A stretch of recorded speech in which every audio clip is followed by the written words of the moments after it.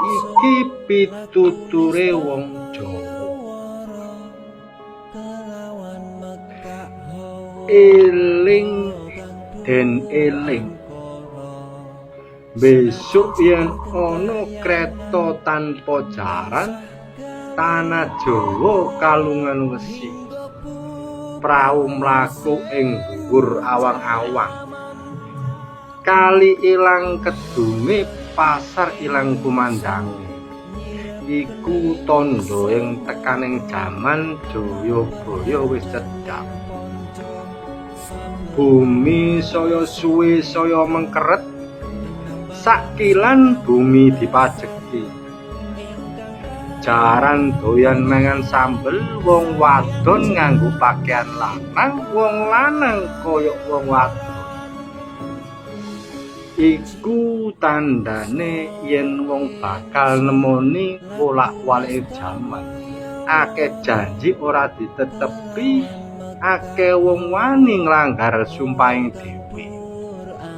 Menungso padha seneng nyalah, ora ngendahi aturaning Gusti. Barang jahat diangkat-angkat, barang suci dibenci. Akeh menungso sing utamakake dhuwit, lali kamanungsan, lali kabecikan, lali sanak uga lali kadang. Wong bener denger-denger, wong salah malah bungah, wong apik malah ditampik. Wong jahat munggah pangkat, wong agung kesinggung. Wong ala kapuja-puja, wong wadon ilang kawirangane, wong lanang ilang keprawirane. Akeh wong ngedol ilmu, akeh wong ngaku-ngaku njabane putih jerone dadu. Ngakune suci nanging sucining palsu. Akeh bojo akeh lujo, akeh udan salah mangsa, akeh prawan nglairake putra, akeh jabang bayi goleki bapa. Agama akeh sinantang, rikamanusan saya ilang. Omah suci dibenci, omah ala saya dipuja. Anak mangan bapak, sedulur mangan sedulur. Kanca dadi musuh, guru padha disatru. Tangga padha curiga, kono kene saya angkara murka. Besok yen ana peperangan teka saka wetan kulon kidul lan elor, akeh wong becik saya sengsara, wong jahat saya seneng.